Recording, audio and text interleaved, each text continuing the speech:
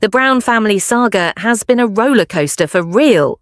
What started as a promising dream for Kody Brown, surrounded by the wives he professed to love, has now evolved into a painful nightmare. A polygamous lifestyle based on a delicate balancing act of love, loyalty, and shared responsibility has come apart. What is left in its wake are heartache, betrayal, and emotional mayhem that can't be unscrambled. Kody's declaration that he never really loved his former wives the way they thought he did was a gut punch. But that is merely the tip of the iceberg. Buried behind those words is years of unresolved tension, resentment, and denial. It's that emotional baggage, the inability to acknowledge harsh realities, that ultimately destroyed this family. Meri, Janelle, Christine, and even Robyn are left grappling with answers, with closure, and with a sense of validation today. The question everyone can't appear to answer is this: what do you do when the man who promised you everything one day denies ever loving you at all? Is it a means to deflect the blame, or does it speak to something deeper? And what does that leave the women behind? For Kody, who still refuses to confront the harm he's done. Kody Brown, the head of the once famous Brown family, started his journey into polygamy with big dreams and high hopes. He believed that love could be shared between multiple women, each one offering something unique to his life. He married Meri in the early 1990s, then Janelle, Christine, and finally Robyn. To the outside world, it was probably just a contemporary fairy tale. One guy, 4 wives, one happy family. But we all know fairy tales don't often turn out the way we think. In reality, the emotional toll of polygamy is much more complex than any television show can depict. On the surface, everything might appear to be going smoothly, but when emotions and expectations become involved, everything begins to fall apart. These women, Meri, Janelle, Christine, and Robyn, handed over their time, their energy, their trust, and their hearts to Kody. For years, they navigated jealousy, shared time, and emotional dividing. But cracks started appearing as time went by. What was once a harmonious family turned into a battlefield of unwritten hurt and emotional abandonment. For Kody, the burden of those emotional issues started to surface. His relationship with Meri unraveled. Janelle, his former emotional crutch, felt ever-growing disappointment.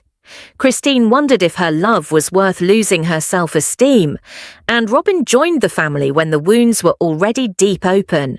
So what happens when everything falls apart? What happens when love becomes resentment, and shared life turns into shared regret? The loss is more than romantic, it's deeply personal. When a relationship that shaped your identity collapses, it leaves more than just broken hearts. It leaves people questioning whether what they had was ever real. And then came the time that shocked everyone. In perhaps the most emotionally laden declaration ever made on the program, Kody stated that he never really loved his previous wives. Not the way they imagined. Not equally. Perhaps not at all. After all those years, kids, sacrifices, and intimate moments, he deflated those connections to something that almost sounded like a miscalculation. It wasn't only shocking, it hurt. To the audience who had seen the family evolve and transform over time, it was like watching someone destroy their own house and act as though it never belonged to them. Yet, the thing is, such statements tend to stem from an immense avoidance. Denial can be a comfort compared to confronting reality. Saying, "I never loved them," is simpler than owning up to, "I didn't love them as much as they deserved." That's where the actual harm begins. Denial is not just a defense, it's a form of manipulating history. But when you manipulate history, you're not just defending yourself, you're stealing from others their truth. Meri, for example, has claimed that she doesn't require Kody to still love her. She only wants him to acknowledge that he used to, that their life together was something, that their years were not some distant fantasy. But when Kody rewrites history, he takes that away from her. And to anyone who's ever had it happen to them, it wasn't real. After all those years of loving someone, the words of Cody cut close to the bone. It's not just rejection, it's erasure. It makes you wonder about everything. Did the memories count? Was any of it real? Or was everything just something you imagined to yourself while they slipped quietly away? Whereas Cody might have deployed denial as armor, it left the rest of them vulnerable. In a family such as the Browns, where all their relationships hinged on mutual understanding, that level of emotional dishonesty is contagious. The more Cody attempts to recreate the past, the more disconnected he becomes, not only from his former wives, but from his own narrative. The emotional aftermath didn't end with bruised egos. It inflamed anger, confusion, and profound sense of betrayal. For the women whom he left behind, Cody's words were a face slap. To have given so much of yourself, your time, your loyalty, your heart, and be told it was a mistake isn't something that anyone can just walk away from. This isn't a tale about a family dissolving. It's a tale of people seeking to regain their self-worth after being informed that the love they shared wasn't genuine. And maybe most sadly, it's the tale of a man who couldn't confront what he created and what he destroyed. Let's take a moment and talk about Meri. Quietly, without the noise or the drama, just look at her story. Among all the wives, Meri's relationship with Cody has been the most tangled, the most painful, and frankly, the hardest to watch unravel. She was his first, his original partner, back when there were no TV cameras, no sprawling homes, and certainly no polygamy circus. Their love wasn't just real, it was passionate, grounding, and full of promise. But go back a few seasons, and we get a different picture. Cody now acts as though that love never occurred at all. The way he talks about Meri, about all of his ex-wives, is a total erasure of what was. That's not only heartbreaking, that's cruel. The disintegration of this family didn't occur overnight. Polygamy isn't merely logistics or living arrangements, it's an emotional labyrinth. What appears to be mutual comprehension on the outside is usually camouflaged with layers of jealousy, loneliness, and internal conflict. These women, Meri, Janelle, Christine, and Robyn, gave Cody not only their time and faith, but their hearts. They dedicated themselves to a life of collective love and shared attention. But love does not go on forever without cracks. Sooner or later, it started to show. What appeared to be harmony gradually unraveled into silence, bitterness, and neglect. For Cody, the emotional price of his decisions began to make themselves known. His union with Meri waned. Janelle, his emotional anchor, became lost in disillusionment. Christine struggled to separate love from self-worth. And Robyn entered a family already hurt and unraveling. So what's it like when everything comes undone? The romance isn't just at stake, it's personally at stake.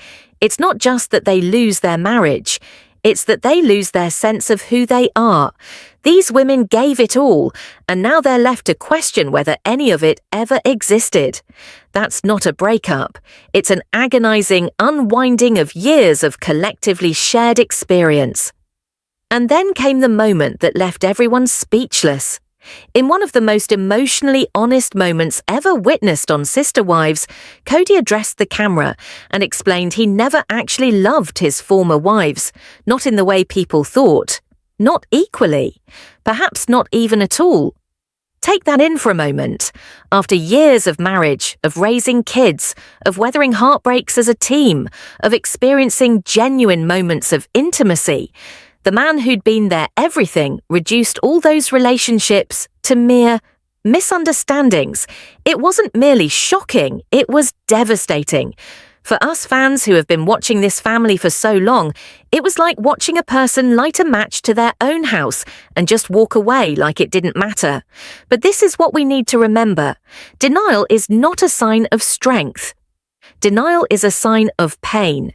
To say, I never loved them, is Cody's way of not saying, I failed to love them the way they deserved. But denial is not an innocent defense. It's a temporary barrier that leaves permanent scars. His words hurt not only them, but actually rewrote history. And that's where the cruelty comes in, particularly. Meri has been brutally honest. She doesn't require Cody to still be in love with her. She just wishes he would acknowledge that he was, that somehow, some way, what they had meant, that the memories they created, the milestones they reached, the sacrifices they made, they weren't for naught. But in Cody's account, it's as though none of that ever happened. And by doing so, he is denying her the one thing she deserves most: closure. If you've ever been said, "I never loved you," after having given your heart to a person for years, you know the anguish Meri is dealing with. It's rejection, but it's more than that. It's erasure. It makes you wonder about everything. Were you ever really noticed? Was any of this real? Denial might shield Cody from guilt, but it exposes everyone else. And in a family where every choice has a ripple effect, dishonesty about feelings travels quickly. The more Cody distorts the past, the more isolated he is, not only from his former wives, but from reality itself. The emotional fallout was not restricted to hurt feelings. It created confusion, anger, and a profound sense of betrayal that resonated throughout the Brown family. To the women who had invested so much in themselves, Cody's inability to see and validate their shared history wasn't just avoidance. It was abandonment. And that brings us straight back to Meri. She stood by his side when nobody else would. She trusted him, loved him, created a life with him. And now, to hear him say that love never existed, it's not only devastating, it's insulting. Then there's Janelle, usually considered to be the level-headed one, cool and composed, but even she couldn't suppress her shock. When it eventually dawned on her that Cody wasn't just drifting apart, but actually rewriting their past, her face told the whole story. This wasn't just a man backing away. This was a man destroying the very foundation they'd established together. And that's why this is something more than a breakup. Cody didn't just leave these relationships, he left the truth. And in leaving, he left behind a trail of emotional devastation in his wake. Let's talk about the life they all lived together. For the women who crafted that family, who bore Cody's children and witnessed every up and down moment, it's heartbreaking to see their collective memories now rebranded as regret. Or worse, erased altogether. The manner in which Cody has altered their past doesn't just evoke sadness. It provokes anger. It provokes bewilderment. And it leads each of these women to wonder if they were ever truly seen or appreciated. That's where the emotional tension really boils over. Because falling out of love is one thing, but pretending the love was never there, that's something else entirely. If there's one thing that keeps happening in the emotional breakdown of the Brown family, it's Cody's continued refusal to own up to the failure of his marriages. Time and again, he blames others, accusing, deflecting, and portraying himself as the one who was left behind, when in fact, he was the one withdrawing all along. Consider his marriage to Christine. Having spent years emotionally abandoning her, Christine made the extremely hard decision to leave. She didn't do it for spite. She did it to maintain her own sanity and emotional well-being. But rather than see that, Cody behaved as though Christine betrayed him. He acted as though she quit on their marriage, without mention of all the years he was checked out, unavailable, and committed elsewhere. Largely to Robyn.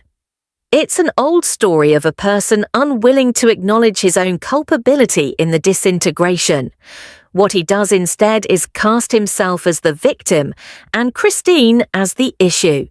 And then Janelle, down to earth, level-headed, always the voice of reason. She quietly tolerated the emotional distance in their relationship, attempting to make it work. But even Janelle had her breaking point.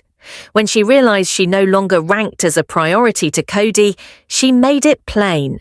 She was not going to remain in a relationship where her needs were being ignored. But once more, Cody twisted it. He told her she left him. He framed himself as the martyr. But Janelle did not leave him. She took back herself. And she wasn't afraid to say that Kody was equally at fault for the distance, the reality. She'd been emotionally starved for years, and that had a huge role to play in the fact that she walked away. What's most infuriating and even hurtful is Kody's repeated insistence that he's the victim. Even after all the pain he inflicted, he still insists on telling a version of events in which he's the one broken. But this scapegoating isn't just annoying, it's harmful on a deep level. By not taking responsibility, Kody isn't only dismissing his ex-wife's hurt, he's rewriting their entire past. He's leaving them with the emotional burden of a failure he won't take. And this is not solely a Kody Brown issue. It speaks to something much greater, something that we see far too often in relationships. When individuals in the position of emotional authority refuse responsibility, it stonewalls their partners and puts healing on hold. Authentic emotional development can't occur without it, and until Kody is ready to take responsibility for his part in all of this, the wounds will remain open, raw, unresolved, and painful. Ultimately, Kody's unwillingness to claim his fault isn't only a tragedy for him, it's a tragedy for every person who loved him. It's trapping the whole family in a place of pain and bitterness, with no space for healing, no space for peace. But through all that pain, there is one tale that shines brightly with quiet strength: Janelle's. Of all the women in Kody's life, Janelle's story has become one of the strongest examples of taking back identity and emotional freedom. For years, she remained quiet, stable, pragmatic, always striving to maintain peace. Even when her own needs were not being met, she remained. She waited, she hoped, but when her marriage started to fall apart, we saw something change in her. A subtle but intense awakening.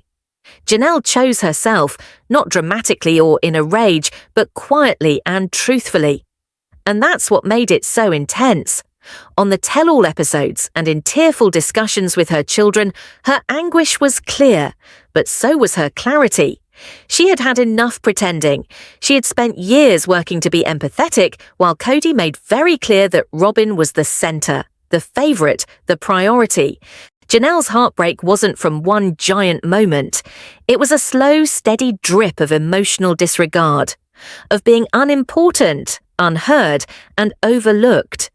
One of the most powerful moments was when Janelle stated that she didn't want to make up with either Kody or Robyn. She was finished playing like they could all just be friends again or go back to being like it used to be. She didn't feel emotionally safe in that environment, and she wasn't going to keep putting herself through that hurt.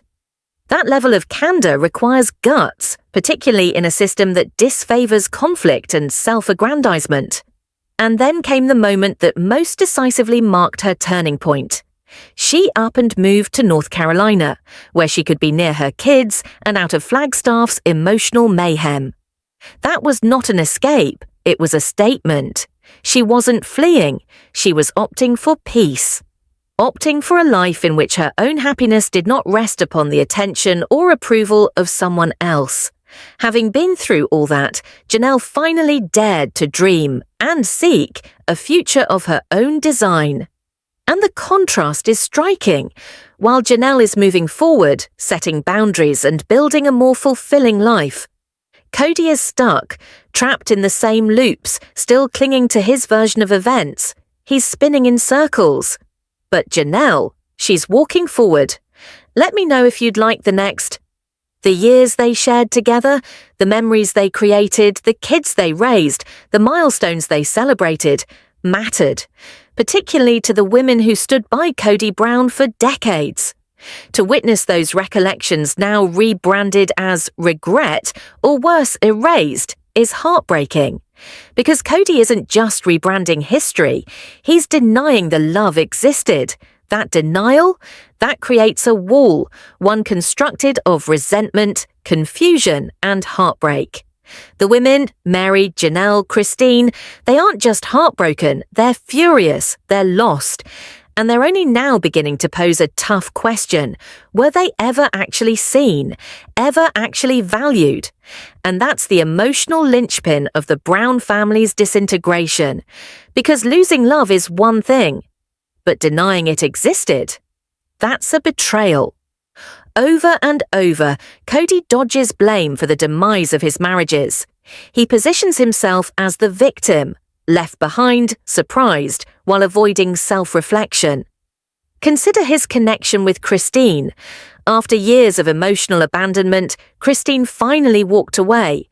But Kody didn't just mourn, he blamed. He made her choice out to be a betrayal, never even acknowledging how distant he'd become. He'd checked out long before, emotionally unavailable, focused on Robyn, with everyone else left behind. It wasn't abandonment, it was survival. And then there's Janelle. Quiet, steady, committed. For years she remained. She worked. She maintained the peace. But in the end, even Janelle had to prioritize herself. Nevertheless, Kody insists she dumped him, that she quit. But she walked away from love, not because she wanted to, but because she walked toward peace.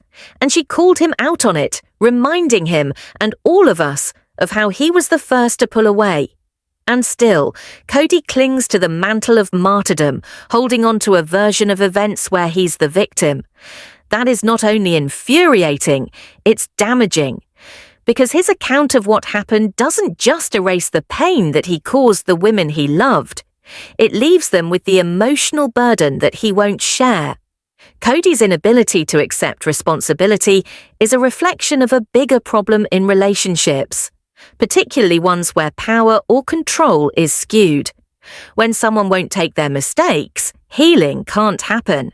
His former wives, women who devoted years of their lives to him, are left behind, still bearing scars that Kody won't even acknowledge. Without accountability, there's no growth, no closure, only a perpetual cycle of blame, pain, and silence. But where Kody gets stuck, going round and round in circles of denial and self-pity, Janelle is moving on. Her path is one of quiet strength. Her choice to be apart wasn't public, but it was firm. She wasn't bitter, she was clear. And in that clarity, she found something Kody is still chasing. Peace. One of the most emotionally charged moments in the Sister Wives saga was Kody's cold confession, that he never loved his other wives the way he loves Robyn. Let that sink in. Years of marriage, children, history, dismissed. Just like that. For Meri, Christine, and Janelle, it wasn't just painful, it was humiliating. Meri was legally married to him for over 2 decades. Christine dedicated her life to raising their children and winning his love. Janelle supported the family, both emotionally and financially. And now, Kody labels that love lesser, or worse, non-existent. That's not denial, that's betrayal. Polygamy is based on equality. But how can love be packaged into boxes and yet feel whole? Kody's behavior explained, this wasn't equal love, this was prioritized love, conditional love. The truth is, love doesn't live on promises. It thrives on presence, on work, on respect. And when it is all concentrated in one relationship, the others decay. And then there's the deception. Kody and Robyn have routinely avoided accountability, evading questions, skirting the truth, and covering with evasive responses. That isn't just confusing, it annihilates trust. And in a family like this, trust is paramount. For Meri, Janelle, and Christine, the evasion and silence weren't disappointing, they were pathetically hurtful. You can't establish a relationship, any relationship, upon dishonesty, and you sure as heck can't recover from one that ends in it.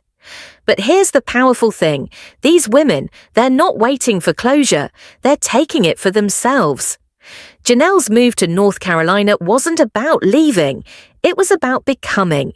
It was a fierce, unapologetic act of self-love. She's not looking back. She's not playing the martyr. She's taking back her peace, her independence, and her future. Each of them, Meri, Christine, Janelle, has endured their own emotional war.